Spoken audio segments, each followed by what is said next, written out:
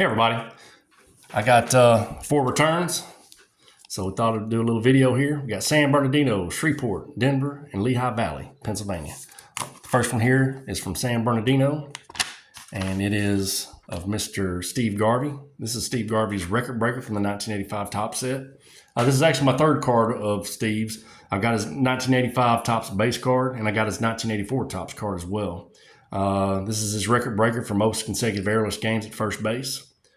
This was for $5. I sent this off to his residence for $5. There you can see the details of the record there. But Steve played from 1969 to 1987. He was a 10-time All-Star. He was a 4-time Gold Glove award winner, 2-time NLCS MVP, once in 1978 with the Los Angeles Dodgers, and once in 1984 with the San Diego Padres. He was a 2-time All-Star MVP. He was the National League MVP in 1974 while with the Dodgers.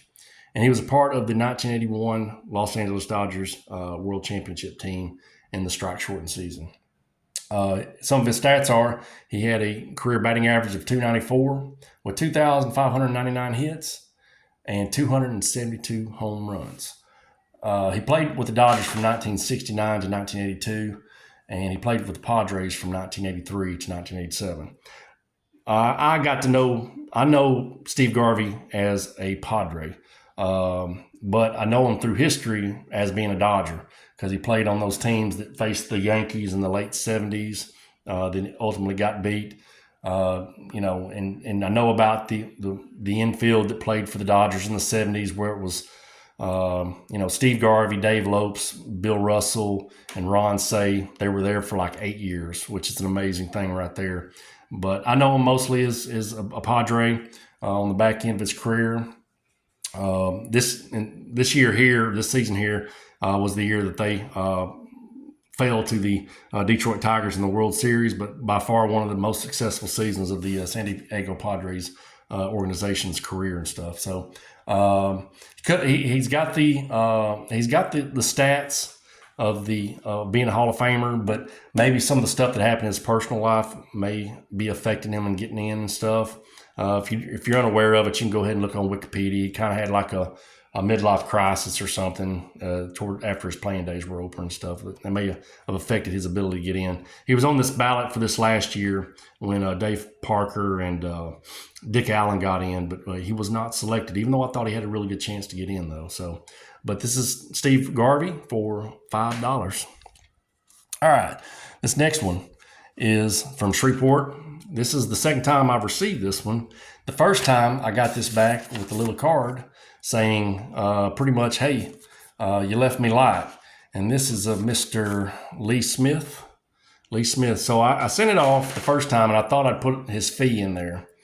And then I got his card back, opened it up, and I got a little note with the price list saying, hey, sorry, I only signed cards for $30. I thought I actually put that in there the first time, but I guess I didn't.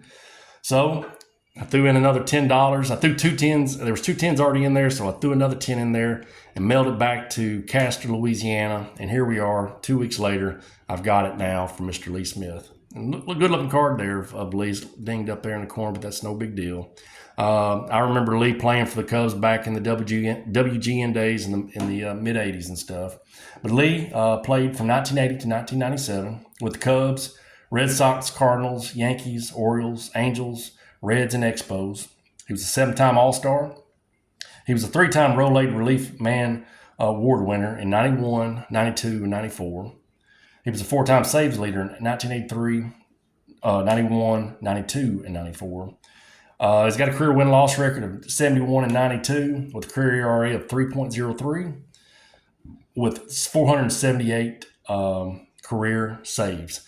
He was known as being, one of the big inning guys who could just shut you down that last inning and everything like that. He had some really dominating seasons. In 1991, he finished second in the National League Cy Young Award voting. He had a 2.34 ERA with 47 saves and 73 innings pitched. And the following year, in 1992, he finished fourth. So he's kind of known for being a Cub, but he had some really successful years with the St. Louis Cardinals and stuff. He had a really solid go while he was with the Cardinals as well.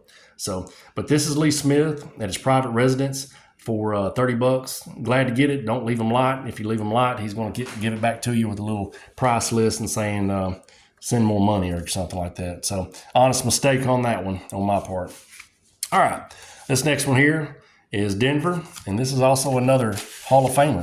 I forgot to mention, I think, that Lee was in the Hall of Fame in 2019. I think it did. So, anyhow, this one here is another Hall of Famer. This one also cost a little bit of money, too.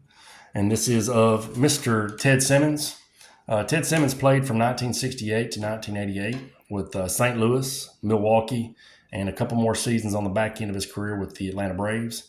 He was an 8-time All-Star. He was a 1980 Silver Slugger Award winner with St. Louis. He had 2,472 career hits with 248 home runs, 1,389 RBIs, and a career batting average of 285.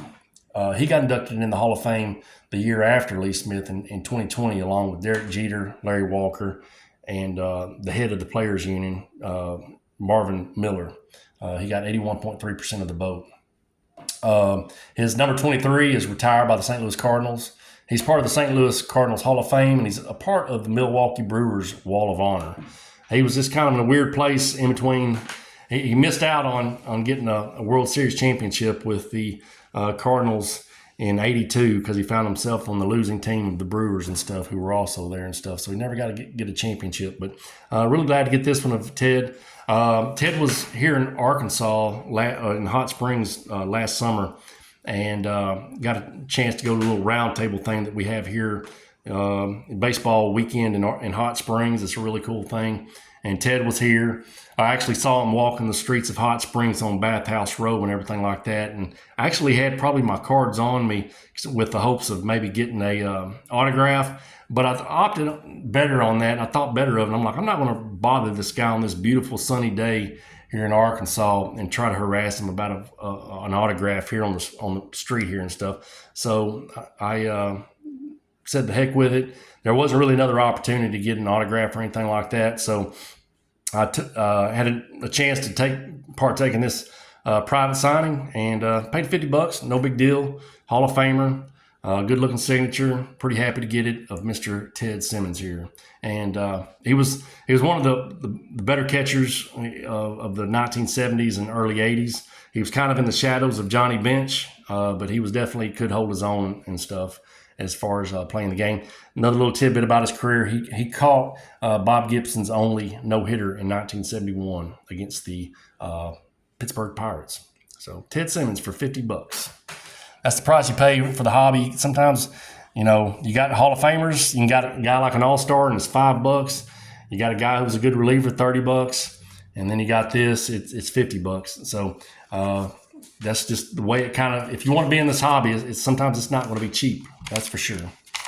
So, all right, this is one more private signing here. This is the last one of Mr. Dave Palmer. So this was originally supposed to be Curtis Wilkerson, but the promoter, something happened with the cards and stuff like that, and the promoter got back with me and said, hey, we've lost the cards, blah, blah, blah, blah. Sorry, I'll reimburse you or something like that. And I said, listen, you got another private signing that I want to partake in. You've already got my money. Why don't I just mail you this card and we'll be okay with it and stuff. And the guy was Dave Palmer. And Dave played from 1979 to 1989 with the Expos, Braves, Phillies, and Tigers. He had a career win-loss record of 64-59 with a 3.78 ERA. Dave's pretty much claim to fame is for a short little while was on April 21st, 1984. Palmer threw a 5-inning perfect game against the St. Louis Cardinals on the second inning of a doubleheader. The game was called on account of rain, and it was a perfect game for 5 innings and went down as a perfect game for a short little while.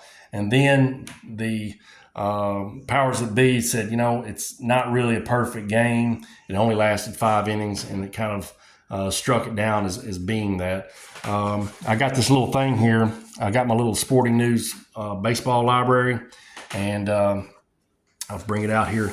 And it shows here here's the box score here about it. Palmer's perfect game. Now, it was still probably considered a perfect game in 1985 or so. But it was, like I said, struck down there. It shows him. He played against Lonnie Smith, Andy Van Slyke, David Green. I can't remember what org that is. That might be Dane or Garth. George Hendrick, Willie McGee, Tommy Hurd, Mike Ramsey, Ozzie Smith, Glenn Broomer, and Bob Force and stuff. So pretty good little lineup they had there that he shut down. And anyhow, pretty cool little article there. He was just glad to be there because Dave pretty much had an injury problem pretty much throughout his career. He had elbow injuries and stuff like that. I think it shows on the back here that he missed the whole 1983 season and pitched pretty much only 20 games there and stuff. So he was probably just glad to be on the mound and being able to pitch and everything. But this was $15 from that promoter for the Wilkerson signing. Really glad to get it back. Another little tidbit about his career. He was high school teammates with Major League pitcher Dave LaPointe, I think, in New York. Is it Glen Falls? I think it's Glen Falls. Is it Glen Falls? Let's zoom in. Maybe it was Glen. I think it was Glen Falls. So another little tidbit there. All right, folks. This is the state of where I'm at with the hobby and collecting the 85 top set. I got to pay money. And 5, 30, 50, and 15. So yeah, you do the math. I think that's 105. So that's over the course of probably 2 months, though. That's just the way it is. That's where I'm at right now, trying to get to 400. I've got all the free signers pretty much already addressed and everything like that, and they're going to trickle in real slow. But, you know, that's what I'm going for is 400 and then wait and see after that. Well, folks, I appreciate you watching. I hope you enjoyed the content. Y'all take care, and I'll have you another video hopefully here soon. All right, bye.